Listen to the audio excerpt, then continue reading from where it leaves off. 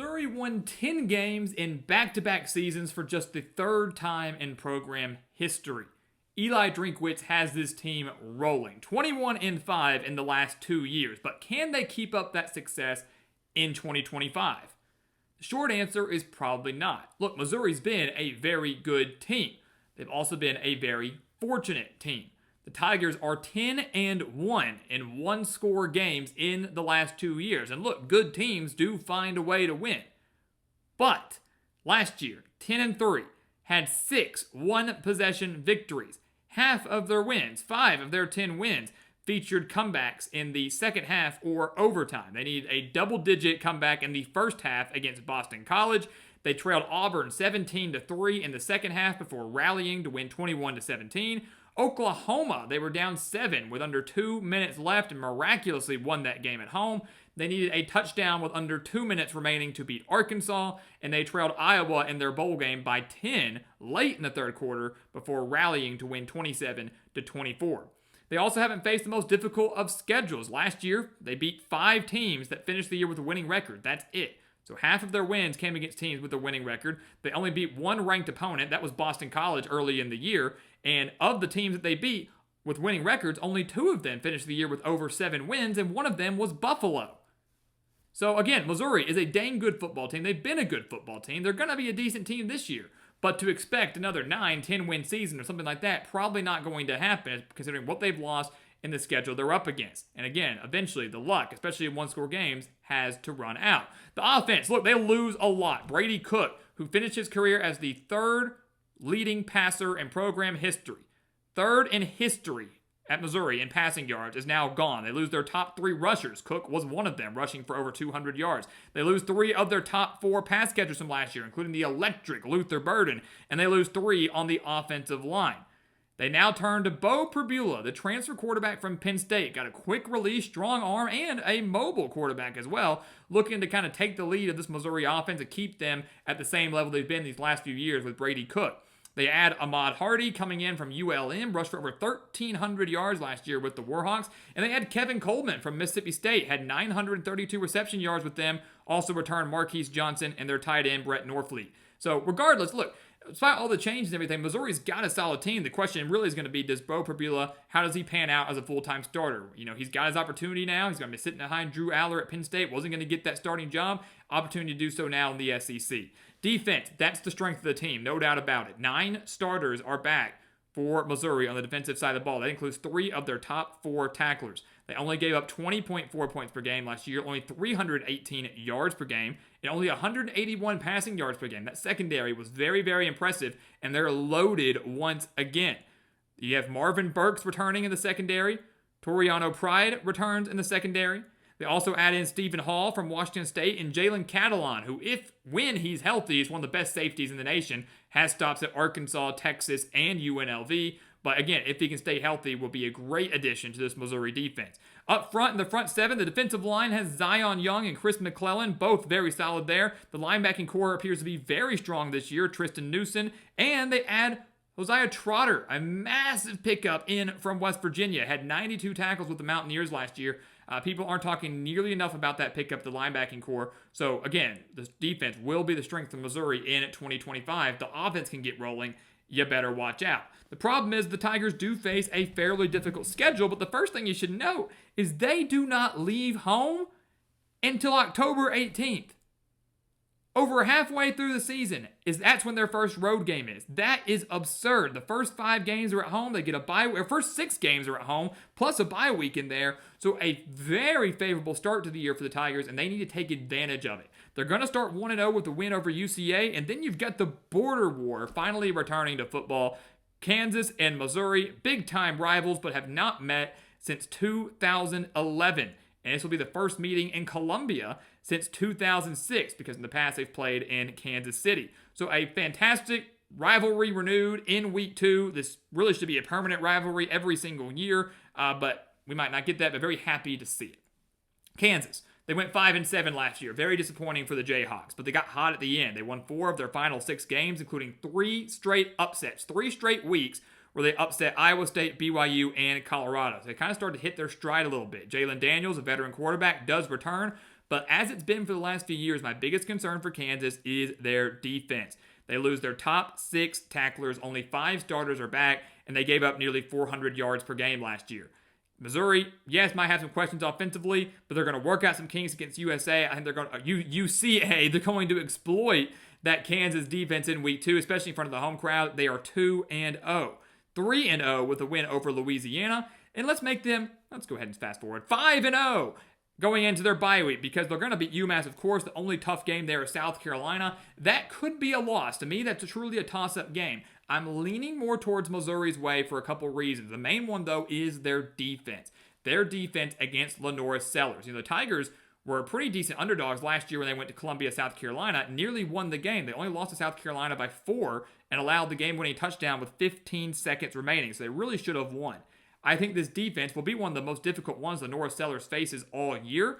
Getting him early in the year is huge, especially with Carolina dealing with a handful of losses on the offensive side, and Carolina have some questions on the offensive line. I am a little concerned about that. Maybe Missouri, that strong front 7 we mentioned, wreaks havoc on the potential Heisman quarterback in Sellers. Regardless, Missouri's defense is the difference maker. Bo Pribula's legs and his dual threat ability is huge against a South Carolina defense that should be strong but does have some questions on their front 7. Factor in home field advantage. It's going to be close. Really could go either way. I lean more towards the Tigers. Give them the win. Obviously, like we said, they beat UMass. They're 5-0, and that's huge. That's huge because the final 7 games for Missouri are very difficult. Very difficult. A lot of road games, obviously, because they don't leave home until October 18th.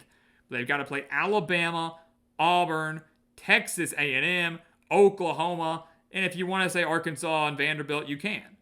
But still some very tough games in those final 7 games. So while everybody might be high on Missouri, they might even be overranked sitting at 5-0. I think they start to come back down to earth a little bit. They come out of the bye week, you get to host Alabama, which is awesome, but they're not going to beat the Crimson Tide. And quite frankly, I don't think they have much of a shot against Alabama. I think this is going to be one of those games where it's a top 20, top 15 matchup. People are getting excited about it. Could Missouri pull off the upset against the Crimson Tide? And then Alabama's going to destroy them just like they did last year. They beat them 34-0 in Tuscaloosa. I think Missouri actually scores this year. I will say that. But I don't think they will be able to hang with a Crimson Tide team that is loaded defensively and really is loaded offensively. And by October 11th, we'll have figured out their quarterback situation, which we do believe will be Ty Simpson. So they take their first loss to Alabama. They then go on the road to Auburn. They should have lost to Auburn last year.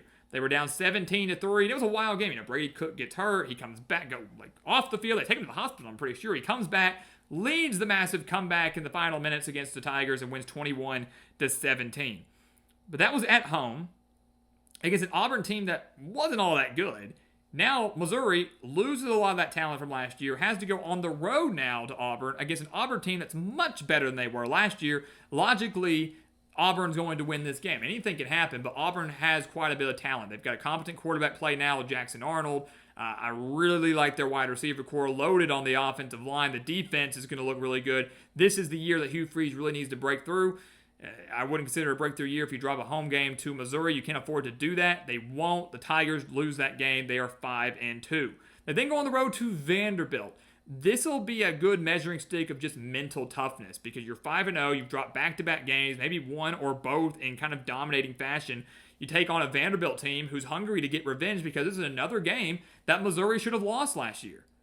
They were down in overtime. Vanderbilt struck first, 27-20 in overtime, and found a way to win 30-27 in double overtime. Missouri missed 3 field goals in that game. Vanderbilt really unable to take advantage of them, and then the Commodores ultimately missing a field goal of their own in the second overtime to give Missouri the win. Again, a game that the Tigers should have lost. They now go on the road to Vandy, which isn't a tough place to play, but a Vanderbilt team that, from an experience returning production standpoint, is one of the most experienced teams in the country. Led by, of course, the dynamic quarterback Diego Pavia, a lot of his top playmakers surrounding him, and a very stingy and experienced defense. I'm going with Vanderbilt here. I think you kind of catch Missouri at a bad time after 2 very physical games, a Vanderbilt team that's hungry for revenge, knowing they should have won last year. I really think this Vanderbilt team is better than people realize. We saw that last year. They won 7 games. They ended up winning their bowl game. They beat Alabama. They hung with Texas. They hung with LSU. And a lot of those guys that helped do that are back again this year. I think they can beat Missouri. I think it's very close. But give me the win for the Commodores. Missouri's 5-3. They've lost 3 straight games. It's going to be 4 straight games when they lose to A&M at home. Again, another logical thing here, they got destroyed by A&M last year, 41-10 in College Station. They were outgained by 258 yards. They allowed 236 rushing yards to the Aggies in that game. Yes, they get to host them now. Yes, they're off a week of rest, but this A&M team is better than they were last year. Marcel Reed is coming into his own at quarterback. This running back core is deep for Texas A&M. They've got solid wide receivers. The defense is loaded. Where they got their top 6 tacklers coming back this year, they're loaded on that side of the ball. I don't think Missouri has enough to beat the Aggies, who could be a sleeper team in the SEC this year. They dropped their 4th straight. They're 5-4. They finally get a break and stop the bleeding when they play Mississippi State, a much-needed break against one of the worst teams in the conference. LaCruz passed them on senior day, an early senior day, so they've clinched bowl eligibility. Rest assured there, after the rough stretch they go up against, where the only game that I think you could change from a loss to a win would be Vanderbilt. They beat Mississippi State. They're 6-4. They come into the final 2 road games at Oklahoma, at Arkansas. Again, 2 games they probably should have lost last year, but found a way to win. On the road at Oklahoma last year, Oklahoma took the lead with about 2 minutes left. Missouri tied it up with slightly over a minute, and then miraculously got that big strip sack fumble recovery for a touchdown, or return for a touchdown, in the final seconds to end up winning the game. What was it, 30-23? I mean, unbelievable finish. One of the craziest games of the year in my eyes. Now they go on the road, though, to an Oklahoma team who's much better than last year. So again, they almost lost to Auburn at home. Now they have to go on the road to Auburn, who's a much better team. They almost lost to Oklahoma at home. Now they have to go on the road to Oklahoma, who's a much better team. John Mateer, Jaden Ott, a good wide receiver core who, in theory, aren't all going to get hurt like the Sooners dealt with last year in a defense that returns 8 starters. All of that being said, I like Oklahoma a lot in that game. They're going to win. Missouri's 6-5, and they go on the road to Arkansas, who they've dominated since joining the SEC. They've won 9 of the 11 meetings against the Razorbacks since joining the SEC. Last year, one of those wins, 28-21, but needed a touchdown with 1:53 left to beat the Hogs, who in a lot of these games just can't seem to get out of their own way. Just can't seem to do it. And I always say in games like this, it's hard for me to pick a team to beat a rival or to beat any team when they haven't had much success against them. If there's a long, they lost 5 straight, they lost 6 straight. The Michigan-Ohio State thing where I can't pick Michigan to win until I see it happen. Things like that. Typically, I would say I can't pick Arkansas to win until I see it. I change it now for one reason. So we are picking Missouri to lose this game. I pick it now for one reason. The Hogs have a little bit of talent. Sure, Taylor Green, mobile quarterback, underrated running back core, underrated wide receiver core if they can pan out. Don't like their defense all that much. I'm really nervous about them on the defensive line. But here's the thing. I have a feeling that Arkansas, this could be the last game for Sam Pittman. Arkansas will not fire Sam Pittman mid-season. They've got too much respect for him or something like that. They're not going to fire him mid-season. But there's a good chance that Arkansas comes into this game on senior day with a losing record, knowing they've got nothing to lose, knowing this is going to be the last game with Sam Pittman, and they're going to leave it all out on the field. All of it. Chance to get a trophy win, to send Sam Pittman off on a high. Missouri's coming in limping big time. They're going to be beatable, and I think the Hogs find a way to get it done. I look at it more from a motivational standpoint, an emotional standpoint. Arkansas doing having a little bit of talent, knowing they can beat Missouri because they should have done it last year. They find a way to get over that hump, and a rare occurrence of that. But again, I think the emotions of what I believe is going to happen with Arkansas and Sam Pittman helps propel the Razorbacks to a win that really means nothing for them. Really isn't going to do anything for them, and in the end, really wouldn't do anything for Missouri, whether they win or lose. Difference between 6-6, 7-5, but the Hogs get the win. So with that, Missouri, we do have going 6-6, and that I know for many is a shock, and for many they'll disagree greatly and be livid with. But here's the thing: where do you change the wins and losses, guys? Again, because I haven't beaten South Carolina, that sure as well could be a loss. You could have 5-7. So let's say you say South Carolina's a loss, but we're going to beat Vanderbilt and we're going to beat Arkansas. That means you go 7-5. I think 8-4 is probably the best case scenario for this Missouri team because those final 7 games for the Tigers are just brutal. Feel very confident about the Mississippi State win, but everything else very, very losable with the majority of them being on the road. They're not beating Alabama at home. They're not beating Auburn on the road. So if you're looking at 3 toss-up games in my eyes, it's South Carolina, Vanderbilt, and Arkansas.